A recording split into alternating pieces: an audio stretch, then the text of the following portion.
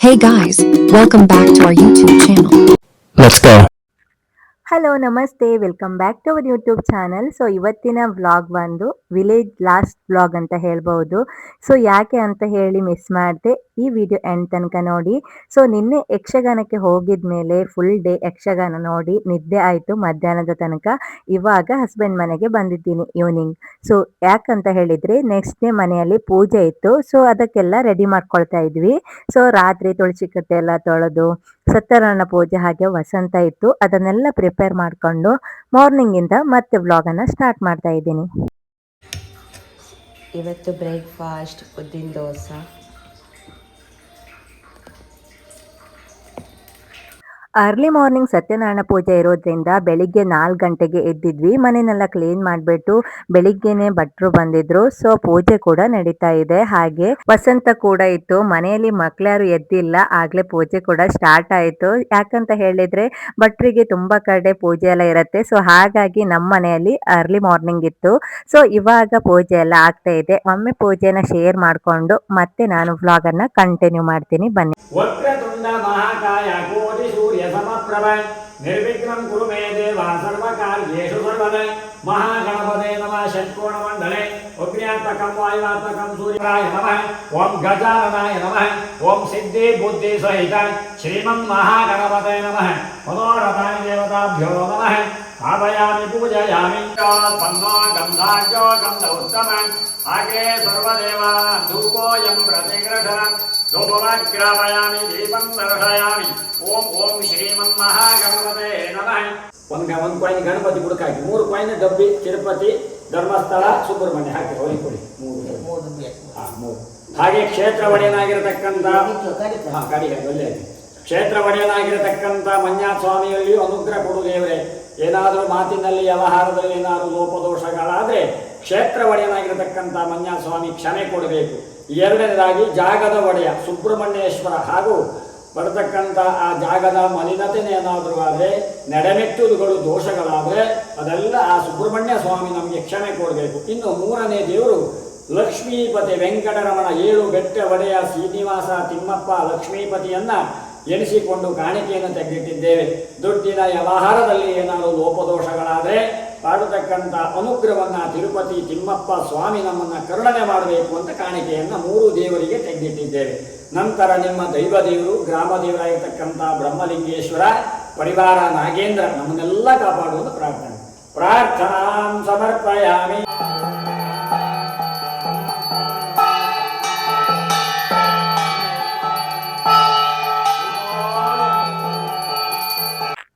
ಈ ಪೂಜೆ ಯಾಕೆ ಅಂತ ಹೇಳಿದ್ರೆ ಪ್ರತಿ ವರ್ಷ ಗೃಹ ಪ್ರವೇಶದ ದಿನಕ್ಕೆ ವಸಂತ ಸತ್ಯನಾರಾಯಣ ಪೂಜೆ ಗಣಹೋಮ ಮಾಡ್ತಾರೆ. ಇವತ್ತು ಸತ್ಯನಾರಾಯಣ ಪೂಜೆ ಮತ್ತೆ ವಸಂತ ಇತ್ತು. ಸತ್ಯನಾರಾಯಣ ಪೂಜೆ ಬೆಳಿಗ್ಗೆನೆ ಆಗ್ತಾ ಇತ್ತು ಕೂಡ. ಸೊ ಇನ್ನು ವಸಂತಕ್ಕೆಲ್ಲ ರೆಡಿ ಮಾಡ್ಕೊಳ್ತಾ ಇದ್ವಿ. ಇನ್ನು ವಸಂತ ಮಾಡ್ಲಿಕ್ಕೆ ಅಂತ ಹೇಳಿ ದಾಸರು ಇರ್ತಾರೆ, ಅವರು ಕೂಡ ಆಗ್ಲೇ ಬಂದ್ರು.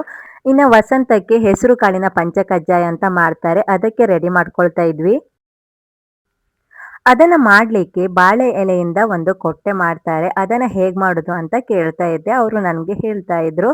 ಸೊ 2 ಬಾಳೆ ಎಲೆಯನ್ನು ಹಬೆಯಲ್ಲಿ ಸ್ವಲ್ಪ ಬಾಡಿಸ್ಕೊಂಡು ನಂತರ ಸೈಡ್ ಅಲ್ಲಿ ಕಟ್ ಮಾಡ್ಕೊಂಡು ಅವರು ಯಾವ ರೀತಿಯಾಗಿ ಮಾಡ್ತಾ ಇದ್ದಾರಲ್ವಾ, ಸೊ ಆ ರೀತಿಯಾಗಿ ಅದನ್ನ ಸೆಟ್ಕೋಬೇಕು. ತೆಂಗಿನ ಓಲೆಯ ಕಡ್ಡಿಯನ್ನ ಆಲ್ರೆಡಿ ರೆಡಿ ಮಾಡಿಟ್ಕೊಂಡಿದ್ರು. ಆ ಕಡೆ ಈ ಕಡೆ ಅದನ್ನ ಹಾಕಿದ್ರೆ ಕೊಟ್ಟೆ ರೆಡಿ ಆಗತ್ತೆ. ಇದನ್ನ ವಸಂತಕ್ಕೆ ಇಂಪಾರ್ಟೆಂಟ್ ಆಗಿ ಮಾಡ್ತಾರೆ. ಇನ್ನೊಂದೇನ್ ಗೊತ್ತಾ, ಈ ರೀತಿ ಕೊಟ್ಟೆನ ಮಾಡ್ಲಿಕ್ಕೆ ಬಂದ್ರೆ ಉದ್ದಿನ ಹಿಟ್ಟಿನಿಂದ ಕಡುಬು ಕೂಡ ಮಾಡ್ಕೋಬಹುದು ಬಾಳೆ ಎಲೆಯಲ್ಲಿ. ಸೊ ಹಾಗಾಗಿ ನಾನು ಅದನ್ನ ಸರಿಯಾಗಿ ನೋಡ್ಕೊಳ್ತಾ ಇದ್ದೆ.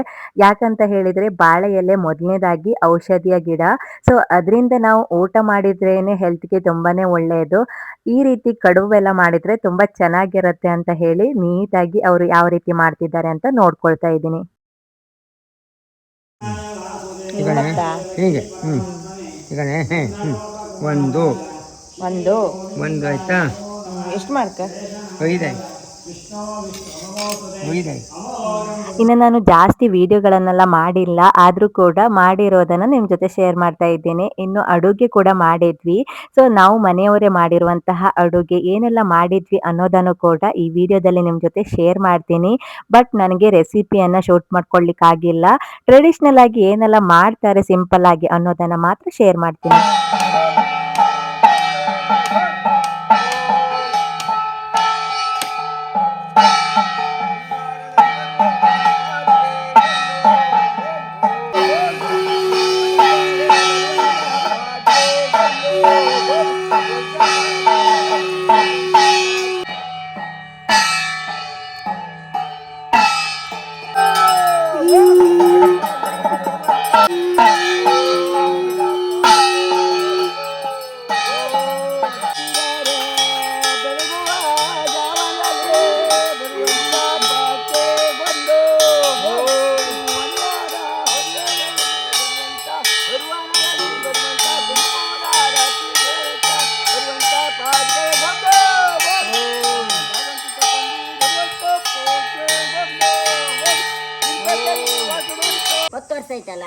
ಹನ್ನೊಂದನೇ ವರ್ಷ ಈ ಸರ 10 ಕಂಪ್ಲೀಟ್. ಈ ಕಟ್ಟಿಗೆ 11 ವರ್ಷ ಆಯ್ತು. ಮೊದಲನೇ ಮಾಡ್ತಾ ಬಂದು ಬೆಳಗ್ಗೆ ಯಾವ್ದಿದು ಸತ್ಯಾನಗತಿ ಯಾವ್ದಿದು ಜಾಗಂಟಿ ತಕಣೆ ತೊಂದರೆ ಕೊಡದೆ ಬಂದ ತಿರುಪತಿಯಲ್ಲಿ ವಾಸ ಮಾಡ್ತಾ ಬರುವಂತ ತೀರ್ಥದಲ್ಲಿ ಕೊಟ್ಟಿದ್ದಂತ ಸೇವೆ ಯಾವ್ದು ಒಂದು ಗೊತ್ತಿಲ್ಲ, ಒಂದು ಗೊತ್ತಿತ್ತು. ಏನಿದ್ರು ತೊಂದರೆ ಕೊಡದೆ ರಾಮ್ ರಾಮ್ ರಾಮ್ ರಾಮ್ ಗೋವಿಂದ ಗೋವಿಂದ ಗೋವಿಂದ. ಉಲ್ಟಾ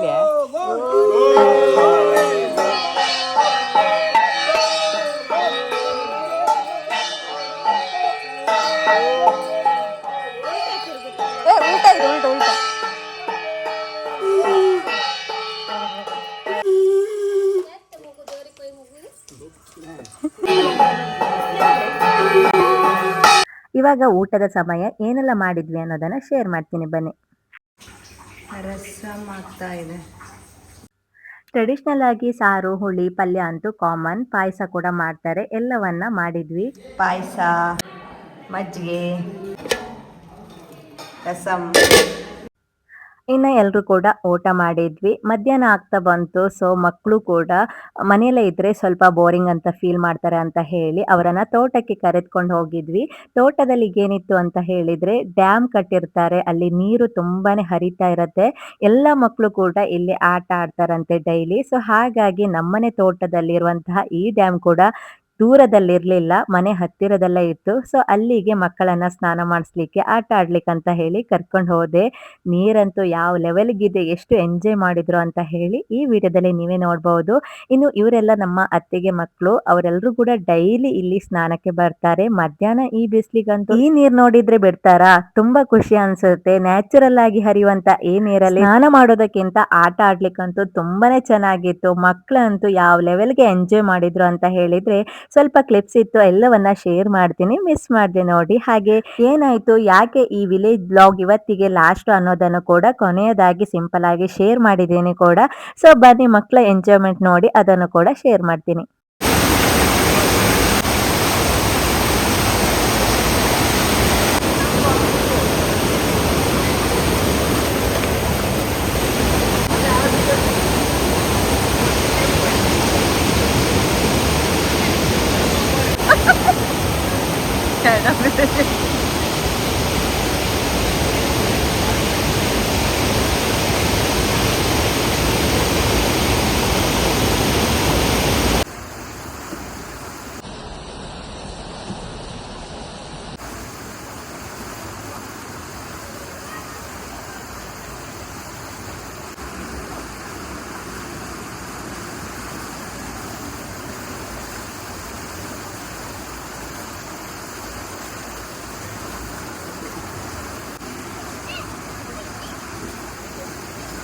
ಇಶಾ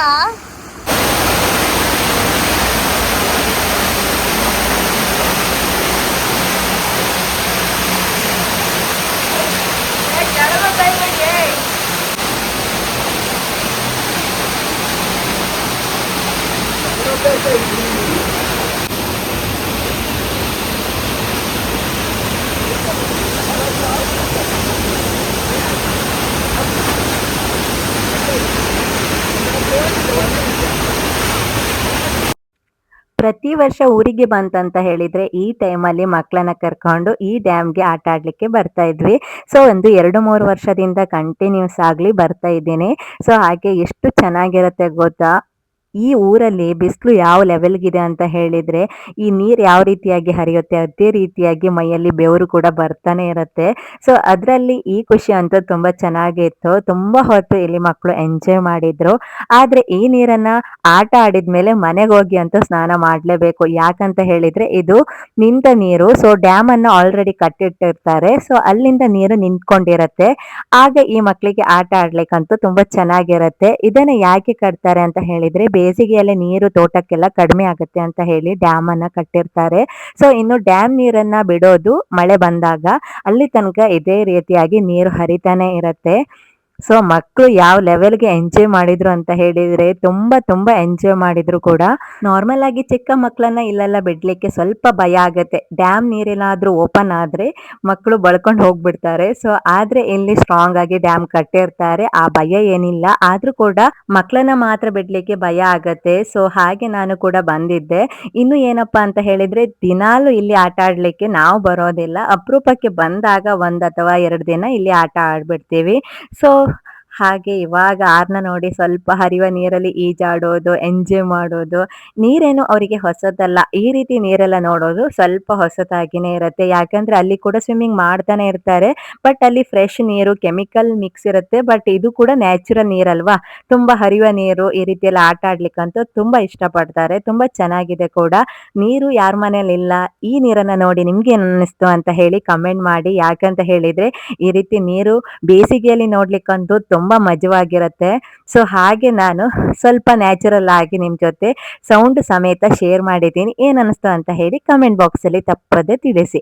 ಇವಾಗ ಎಲ್ಲ ಆಟ ಆಡಿ ಮನೆಗೆ ಹೊರಟ್ವಿ. ಮನೆಗೆ ಹೋಗ್ಬೇಕಾದ್ರೆ ತಾವರೆ ಹೂ ಗೊತ್ತಲ್ವಾ ನಿಮ್ಗೆ, ಕಮಲದ ಹೋಗು ಅಂತ ಕರೀತಾರೆ. ಅದು ಕೂಡ ತುಂಬಾನೇ ಇತ್ತು ಇಲ್ಲಿ. ಸ್ವಲ್ಪ ನನ್ನ ಅತ್ತಿಗೆ ಮಗನ ಹತ್ರ ಹೇಳಿ ಅದನ್ನ ನೋಡ್ಲಿಕ್ಕೆ ಅಂತ ಹೇಳಿ ಅದನ್ನ ತೆಗೆದ್ಕೊಂಡ್ ಬರ್ಲಿಕ್ಕೆ ಅಂತ ಹೇಳಿದ್ದೆ. ತೆಗೆದ್ಕೊಂಡ್ ಬಂದಿದ್ದ. ಸೊ ಇವಾಗ ನೋಡಿ ಕಮಲದ ಹೂವು ಇನ್ನು ದೊಡ್ಡದಾಗಿ ತುಂಬಾ ಚೆನ್ನಾಗಿದೆ. ಸೈಡ್ ಅಲ್ಲಿ ಇರುವಂತಹ ಕಮಲದ ಹೂವನ್ನ ಮನೆಗೆ ತಂದ್ವಿ. ಗೈಸ್, ಮಾವಿನಕಾಯಿ ನೋಡಿ ಎಷ್ಟೊಂದು ಹಿಡಿದಿದೆ. ಉಜ್ಜು ಗೈಸ್, ಇದು ಮಾವಿನಕಾಯಿ ಸೊನೆ ತಗೋದಿದೆ ಇದೇ ರೀತಿ. ತೋರ್ಸೀಗ, ತೋರ್ಸು. ಸರಿ ಉಜ್ಜು. ಕಮಲದ ಹೂವು ನೋಡಿ. ಇವಿಷ್ಟು ಈ ದಿನದ ವಿಶೇಷತೆ. ಆದ್ರೆ ಏನಾಯ್ತು ಗೊತ್ತಾ, ರಾತ್ರಿ ಮಲಗಬೇಕಾದ್ರೆ ನಿದ್ದೆನೆ ಬಂದಿರ್ಲಿಲ್ಲ. ಯಾಕಂತ ಹೇಳಿದ್ರೆ ಹಸ್ಬೆಂಡ್ ಮನೆಯಲ್ಲಿ ನೆಟ್ವರ್ಕ್ ತುಂಬಾನೇ ಇಶ್ಯೂ ಇತ್ತು, ಕಾಲ್ ಕೂಡ ಬರ್ತಾ ಇರ್ಲಿಲ್ಲ. ಸೊ ಏನಾಯ್ತು ಅಂತ ಹೇಳಿದ್ರೆ ಈವ್ನಿಂಗ್ ಟೈಮ್ ಅಲ್ಲಿ ಹಸ್ಬೆಂಡ್ ಕಾಲ್ ಮಾಡಿದ್ರು. ಲಾಸ್ಟ್ ನೈಟ್ ಹಸ್ಬೆಂಡ್ಗೆ ಆರಾಮ್ ಇರ್ಲಿಲ್ಲ. ಈ ಬಿಸಿಲಿನಲ್ಲಿ ಏನಾಗುತ್ತೆ ಅಂತ ಹೇಳಿದ್ರೆ ತುಂಬಾನೇ ವರ್ಕ್ ಏನಾದ್ರು ಇದ್ರೆ, ಬೈಕಲ್ಲಿ ಓಡಾಡ್ತಾ ಇದ್ರೆ BP ಲೋ ಆಗೋದು, ತಲೆ ತಿರ್ಗೋದು ಎಲ್ಲ ಇದ್ದೇ ಇರತ್ತೆ. ನನ್ನ ಹಸ್ಬೆಂಡ್ಗೂ ಕೂಡ ಅದೇ ರೀತಿಯಾಗಿತ್ತು. ವಾಮಿಟಿಂಗ್ ಆಗಿತ್ತಂತೆ. ನೈಟ್ ಫುಲ್ಲು ಆರಾಮಿರ್ಲಿಲ್ಲ. ಸೊ ಒಬ್ಬರೇ ಇರೋದ್ರಿಂದ ಸ್ವಲ್ಪ ಜಾಸ್ತಿನೇ ಆರಾಮಿಲ್ಲ ಅನ್ಸುತ್ತೆ. ಸೊ ಹಾಗಾಗಿ ಹಾಸ್ಪಿಟಲ್ಗೆಲ್ಲ ಹೋಗಿದ್ರು. 1 ಡೇ ಆದ್ಮೇಲೆ ನನಗೆ ಹೇಳಿದ್ರು. ಸೊ ಭಯದಲ್ಲಿ ಆಲ್ರೆಡಿ ಆರಾಮ್ ಇಲ್ಲದೆ ಇರುವವರಿಗೆ ಈ ರೀತಿ ಎಲ್ಲ ಆದ್ರೆ ಮತ್ತೆ ಟೆನ್ಷನ್ ಆಗತ್ತೆ. ನೆಕ್ಸ್ಟ್ ಡೇ ಒಂದು ಫಂಕ್ಷನ್ ಇತ್ತು, ಅವ್ರ ಮನೆದೇ ಫಂಕ್ಷನ್ ಇತ್ತು. ಸೊ ಅದನ್ನ ಮಿಸ್ ಮಾಡದೆ ಬರ್ಲಿಕ್ಕೆ ಆಗ್ತಾ ಇರ್ಲಿಲ್ಲ. ಬರ್ಬೇಕು ಅಂತ ಕೂಡ ಅವ್ರು ಹೇಳಿಲ್ಲ. ಯಾಕಂದ್ರೆ ಮಕ್ಕಳು ಕೂಡ ಊರಲ್ಲೇ ಇರೋದ್ರಿಂದ ಎಲ್ಲರನ್ನ ಕರ್ಕೊಂಡ್ ಬರ್ಲಿಕ್ಕೆ ಕಷ್ಟ ಆಗತ್ತೆ. ಸೊ ಹಾಗಾಗಿ ನಾನೇನ್ ಮಾಡಿದೆ, ಟಿಕೆಟ್ ಮಾಡ್ಬಿಟ್ಟು ಫಂಕ್ಷನ್ ಕೂಡ ಅಟೆಂಡ್ ಮಾಡಿ ಫಂಕ್ಷನ್ದು ಯಾವುದೇ ವಿಡಿಯೋ ಕೂಡ ಮಾಡಿರ್ಲಿಲ್ಲ. ಯಾಕಂದ್ರೆ ಸ್ವಲ್ಪ ಟೆನ್ಷನ್ ಅಲ್ಲೇ ಇದ್ದೆ. ಸ್ವಲ್ಪ ಲಾಂಗ್ ಜರ್ನಿ ಆಗತ್ತಲ್ವಾ. ಸೊ ಹಾಗಾಗಿ ಅಲ್ಲಿಂದ ಮನೆಗೆ ಬಂದು ಬ್ಯಾಗ್ ಎಲ್ಲ ಪ್ಯಾಕ್ ಮಾಡ್ಕೊಂಡು ಮಕ್ಕಳನ್ನ ಬೇರೆ ಬಿಟ್ಟು ಹೋಗ್ತಾ ಇದ್ದೀನಿ. ರೀಸನ್ ಬಂದು ಮಕ್ಕಳಿಗೆ ಅಲ್ಲಿಗೆ ಬರ್ಲಿಕ್ಕೆ ಇಷ್ಟನೇ ಇಲ್ಲ. ಯಾಕಂದ್ರೆ ಅಜ್ಜನ ಜೊತೆ ತುಂಬಾ ಚೆನ್ನಾಗಿ ಎಂಜಾಯ್ ಮಾಡ್ಕೊಂಡು ಇರ್ತಾರಲ್ವಾ. ಸೊ ಹಾಗಾಗಿ ಅವರಿಗೆ ಮತ್ತೆ ಇಲ್ಲಿಗೆ ಬರ್ಲಿಕ್ಕೆ ಇಷ್ಟ ಇರ್ಲಿಲ್ಲ. ನೆಕ್ಸ್ಟ್ ಸ್ಕೂಲಲ್ಲೇ ಇದ್ಮೇಲಂತೂ ಇಲ್ಲೇ ಇರ್ಬೇಕು. ಹಾಗಾಗಿ ಅವರನ್ನ ಮನೆಯಲ್ಲೇ ಬಿಟ್ಟು, ಅಂದ್ರೆ ಅಜ್ಜಿ ಜೊತೆ ಬಿಟ್ಟು ನಾನು ಇವಾಗ ಪುಣೆಗೆ ಹೊರಟೆ. ಸೊ ಬಸ್ಸು 5:15 ಈವ್ನಿಂಗ್ 5:15 ಇದ್ದು ಅಲ್ಲಿಗೆ ಇವಾಗ ಬಸ್ಸಲ್ಲಿ ಹೋಗ್ಬೇಕು. ಹಾಗೆ ಅಪ್ಪ ಕೂಡ ಡ್ರಾಪ್ ಮಾಡಿದ್ರು. ಇನ್ನು ನಾನು ಪುಣೆಗೆ ಹೋಗ್ತಾ ಇರೋದು ಹಸ್ಬೆಂಡ್ಗೂ ಗೊತ್ತಿಲ್ಲ, ಯಾರಿಗೂ ಗೊತ್ತಿಲ್ಲ, ಮನೆಯವರಿಗೆ ಮಾತ್ರ ಗೊತ್ತು. ಸೊ ಅಪ್ಪ ಡ್ರಾಪ್ ಮಾಡಿದ್ಮೇಲೆ ನಾನು ಬಸ್ಗೆ ವೇಟ್ ಮಾಡ್ತಾ ಇದ್ದೆ. ಬಸ್ಸು ಎಷ್ಟು ಲೇಟ್ ಬಂದಿತ್ತು ಅಂತ ಹೇಳಿದ್ರೆ 5:15 ಇರುವ ಬಸ್ಸು ರಾತ್ರಿ 9 ಗಂಟೆಗೆ ಬಂದಿತ್ತು. ಯಾಕಂದ್ರೆ ಮ್ಯಾಂಗ್ಳೂರಲ್ಲಿ ಏನೋ ಒಂದು ಪ್ರಾಬ್ಲಮ್ ಇಂದ, ಟ್ರಾಫಿಕ್ ಇಂದ ಬಸ್ಸು ಲೇಟ್ ಆಗಿ ಬಂದಿತ್ತು. ಮೊದಲನೇ ಸಾರಿ ನಾನು ಒಬ್ಳೇನೆ ಲಾಂಗ್ ಡ್ರೈವ್ ಹೋಗ್ತಾ ಇದ್ದೀನಿ. ಇದ್ದೀನಿ. ಸ್ವಲ್ಪ ಭಯದಲ್ಲೇ ಹೋಗ್ತಾ ಇದ್ದೆ. ಯಾಕಂತ ಹೇಳಿದ್ರೆ ಯಾರು ಇರಲಿಲ್ಲ. ಆದರೂ ಕೂಡ ಸ್ವಲ್ಪ ಕ್ಲಿಪ್ಪನ್ನು ತೆಗೆದುಕೊಂಡೆ. ಯಾಕಂತ ಹೇಳಿದ್ರೆ ಡೈಲಿ ವ್ಲಾಗ್ ಮಾಡ್ತಾ ಇದ್ದೆ, ಡೈಲಿ ಶೇರ್ ಮಾಡ್ತಾ ಇದ್ದೆ. ಈಗ ರೀಸೆಂಟ್ಲಿ 1 ವೀಕಿಂದ ವಿಲೇಜ್ ವ್ಲಾಗನ್ನು ಡೈಲಿ ಶೇರ್ ಮಾಡ್ತಾ ಇದ್ದೆ. ಒಂದು 20-30 ವ್ಯೂ ಬಂದರೂ ಕೂಡ ಅವರು ನನಗೆ ತುಂಬ ಇಂಪಾರ್ಟೆಂಟು. ಅವರಿಗೆ ಏನಾದರೂ ಮೆಸೇಜ್ ಕೊಡಲೇಬೇಕು ಏನಾಯಿತು ಅಂತ ಹೇಳಿ. ಯಾಕಂದರೆ ಇವಾಗ ಸಡನ್ಲಿ ನಾನು ವಿಲೇಜ್ ವ್ಲಾಗನ್ನು ಸ್ಟಾಪ್ ಮಾಡ್ತಾ ಇದ್ದೆ. ಯಾಕೆ ಅಂತ ಗೊತ್ತಿರೋದಿಲ್ಲ ಅಲ್ವಾ. ಸೊ ಹಾಗಾಗಿ ಚಿಕ್ಕದಾಗಿ ಶೇರ್ ಮಾಡೋಣ ಅಂತ ಹೇಳಿ ಶೇರ್ ಮಾಡ್ತಾ ಇದ್ದೆ. ಇನ್ನು ಆಗಲೇ ಬಸ್ ಬರೋ ಟೈಮ್ ಆಯಿತು. ಬಸ್ ಬಂತು ಕೂಡ. ಆದರೆ ಬಸ್ ನನಗೆ ಸೀಟ್ ಸಿಗದೆ ಇರೋದ್ರಿಂದ ನಾನು ಮಾಡಿರೋದು ಸೀಟರ್ ಬಸ್ಸಲ್ಲಿ ನಾನು ಮೊದಲನೇದಾಗಿ ಮೊದಲನೇ ಸಾರಿ ಹೋಗ್ತಾ ಇದ್ದೀನಿ. ಇನ್ನು ಸೀಟರ್ ಬಸ್ಸಲ್ಲಂತೂ ಮೊದಲನೇ ಸಾರಿ ಹೋಗ್ತಾ ಇದ್ದೀನಿ. ಬಸ್ ಕೂಡ ಲೇಟಾಗಿ ಬಂದಿತ್ತು. ತುಂಬಾನೇ ಕಷ್ಟ ಆಯಿತು ಹೋಗುವಾಗ. ಸಂಡೇ ಆಗಿರೋದ್ರಿಂದ ನನಗೆ ಯಾವುದೇ ಬಸ್ ಟಿಕೆಟ್ ಸಿಗಲಿಲ್ಲ. ಹಾಗಾಗಿ ನಾನು ಒಂದು PVS ಟೂರಿಸ್ಟ್ ಬಸ್ಗೆ ಬುಕ್ ಮಾಡಿರೋದು. ಹೇಗೋ ನಾನು ಪುಣೆಗೆ ಹೋಗಬೇಕಾಗಿತ್ತು, ಯಾವುದಾದ್ರೂ ಏನು ಅಂತ ಹೇಳಿ ಅದನ್ನು ಬುಕ್ ಮಾಡಿದೆ. ಬಟ್ ಅದು ತುಂಬ ಲೇಟಾಗಿ ಬಂದಿದ್ದಲ್ಲದೆ ತುಂಬಾನೇ ಸ್ಲೋ ಆಗಿ ಹೋಗ್ತಾ ಇತ್ತು. ನಾನು 5:30 ಬಸ್ಗೆ ಈವ್ನಿಂಗ್ ಟೈಮಲ್ಲಿ ಹತ್ತಿರೆ ನೆಕ್ಸ್ಟ್ ಡೇ ಮಾರ್ನಿಂಗ್ 6:30 ಆರ್ 7:30 ಆಗಿ ರೀಚ್ ಆಗಬೇಕಿತ್ತು. ಅದು ರೀಚ್ ಆಗಿರೋದು ಮಧ್ಯಾಹ್ನ 2 ಗಂಟೆಗೆ. ಮಧ್ಯಾಹ್ನ 2 ಗಂಟೆ ತನಕ ಸೀಟರಲ್ಲಿ ಕೂತ್ಕೊಂಡು ಗೊತ್ತಿರೋರಿಗೆ ಗೊತ್ತಿರುತ್ತೆ ಯಾವ ಲೆವೆಲ್ಗೆ ನನಗೆ ಕಷ್ಟ ಆಗಿತ್ತು ಅಂತ ಹೇಳಿ. ಇನ್ನೊಂದು ಬಂದು ನಾನು ಊಟಕ್ಕಾಗಲಿ ವಾಶ್ರೂಮ್ಗಾಗಲಿ ಹೋಗಲೇ ಇಲ್ಲ. ಯಾಕಂತ ಹೇಳಿದರೆ ನನಗೆ ಅನ್ಕಂಫರ್ಟಬಲ್ ಫೀಲ್ ಆಗ್ತಾ ಇತ್ತು. ಆಲ್ರೆಡಿ ನಾನು ಸೀಟರ್ ಬಸ್ಸನ್ನು ಚಾಯ್ಸ್ ಮಾಡ್ಕೊಂಡಿದ್ದೆ. ಆಲ್ರೆಡಿ ಲೇಟ್ ಆಗಿತ್ತು. ಮತ್ತೆ ಇಳಿದು ಅಲ್ಲೆಲ್ಲ ಹೋಗಿ ಯಾಕೋ ಆಗ್ತಾನೆ ಇರಲಿಲ್ಲ. ಆದರೂ ಕೂಡ ಕಷ್ಟದಲ್ಲಿ ಪುಣೆಗೆ ಬಂದೆ. ಸೊ ನನ್ನ ಡೈಲಿ ವ್ಲಾಗಲ್ಲಿ ಯಾವುದೇ ರೀತಿಯ ಕಷ್ಟದ ಮ್ಯಾಟ್ರನ್ನು ಹೇಳ್ಕೋಬಾರ್ದು. ಮತ್ತೆ ಏನಪ್ಪ ಅಂತ ಹೇಳಿದರೆ ಯಾವಾಗಲೂ ಖುಷಿಯಾಗಿರೋದನ್ನೇ ಹಂಚ್ಕೊಳ್ಬೇಕು ಅಂತ ಇರುತ್ತೆ. ಸೊ ಖುಷಿಯಾಗಿರೋದು ಹಂಚ್ಕೊಂಡ್ರೆ ಕಷ್ಟ ಇರೋದು ಗೊತ್ತೇ ಆಗೋದಿಲ್ಲ ಗೊತ್ತಾ. ನಾನು ಖುಷಿಯಾಗಿರೋದನ್ನ ಹಂಚ್ಕೊಂಡು ಕೆಲವರು ಮಾತಾಡ್ತಿರೋದನ್ನು ನೋಡಿದ್ದೀನಿ. ಸೊ ಅವರು ಎಷ್ಟು ಚೆನ್ನಾಗಿ ಎಂಜಾಯ್ ಮಾಡ್ಕೊಂಡಿರ್ತಾರೆ ಅಂತ ಹೇಳಿ. ಆದರೂ ಕೂಡ ನಾನು ಒಂದು 25% ಮಾತ್ರ ನಿಮ್ಮ ಜೊತೆ ಶೇರ್ ಮಾಡ್ತಾ ಇದ್ದೀನಿ. ಕೆಲವೊಂದು ಸಾರಿ ಎಷ್ಟು ಕಷ್ಟ ಇರುತ್ತೆ ಗೊತ್ತಾ. ಆದರೂ ಕೂಡ ಖುಷಿಯಾಗಿರಬೇಕು ಅನ್ನೋದು ನನ್ನ ಆಲೋಚನೆ. ಎಷ್ಟೇ ಕಷ್ಟ ಆದರೂ ಅದರಿಂದ ಮೇಲ್ ಬರಬೇಕು. ಏನಾದರೂ ಮಾಡಿದರೆ ಅದನ್ನು ಮಾಡ್ತಾನೆ ಇರಬೇಕು, ಸ್ಕಿಪ್ ಮಾಡಬಾರ್ದು ಅನ್ನೋದು ಈ ಸಾರಿ ನಾನು ಅಂದ್ಕೊಂಡಿರುವಂಥ ನನ್ನ ಈ ಗೋಲು. ಇದರಿಂದ ಯಾವುದೇ ನಿಮಗೆ ಮೆಸೇಜ್ ಸಿಗದೇ ಇರಬಹುದು, ಗೊತ್ತಿಲ್ಲ, ಸಿಕ್ಕಿರಬಹುದು.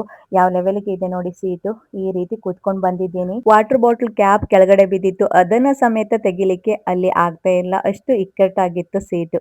ಯಾರು ಕೂಡ ಈ ರೀತಿ ಬುಕ್ ಮಾಡಿ ಹೋಗಬೇಡಿ. ರಾತ್ರಿ 9 ಗಂಟೆಯಿಂದ ನೆಕ್ಸ್ಟ್ ಡೇ 2 ಗಂಟೆ ತನಕ ಇದೇ ರೀತಿ ಕೂತ್ಕೊಂಡು ಬಂದಿದ್ದೀನಿ. ಸೊ ಇದು ಸ್ವಲ್ಪ ಕಷ್ಟ ಆದರೂ ಕೂಡ ನನಗೆ ಏನು ಅನ್ನಿಸ್ಲಿಲ್ಲ. ಮತ್ತೆ ಏನಾಯಿತು ಅಂತ ಹೇಳಿದರೆ ಪುಣೆಗೆ ಬರಬೇಕಾದ್ರೇನೆ ಅಲ್ಲೂ ಒಂದು ಕೂಡ ಲಾಸ್ಟ್ ಡೇ ಆಕ್ಸಿಡೆಂಟ್ ಆಗಿ ರೋಡೆಲ್ಲ ಬ್ಲಾಕ್ ಆಗಿತ್ತು. ಅಲ್ಲೂ ಕೂಡ ನನಗೆ ಅರ್ಧ ದೂರದಲ್ಲಿ ನನ್ನ ಬಸ್ಸು ನಿಲ್ಲುವಾಗಾಯಿತು. ಪುಣೆ ನವಲೆ ಬ್ರಿಡ್ಜ್ ಅಂತ ಹಾಕಿದರೆ ಯೂಟ್ಯೂಬಲ್ಲೂ ಕೂಡ ಆ ಆಕ್ಸಿಡೆಂಟ್ ವಿಡಿಯೋ ನೋಡ್ಬೋದು ನೀವು. ತುಂಬ ದೊಡ್ಡದಾಗಿನೇ ಆಗಿತ್ತಂತೆ. So last day full block ಆಗಿತ್ತು. ನಾವು ಬರುವಾಗ ಆ ದಿನ ಕೂಡ ಬ್ಲಾಕ್ ಆಗಿತ್ತು. ಸೊ ಇವಾಗ ಮನೆ ಕಡೆ ಅಂತೂ ಬಂದೆ. ಮನೆಗೆ ಬಂದಲ್ಲ ಅನ್ನೋ ಒಂದು ಖುಷಿ ಅಷ್ಟೇನೆ. ಹಾಗಾಗಿ ವಿಡಿಯೋ ಮಾಡಿದೆ. ಮತ್ತೆ ನಾನು ನೆಕ್ಸ್ಟ್ ಬ್ಲಾಗಲ್ಲಿ ಆದರೆ ಇಲ್ಲಿನ ವಿಡಿಯೋನ ಶೇರ್ ಮಾಡ್ತೀನಿ ಅಂತ ಹೇಳ್ತಾ ಇದಾಗಿತ್ತು ಇವತ್ತಿನ ವ್ಲಾಗ್.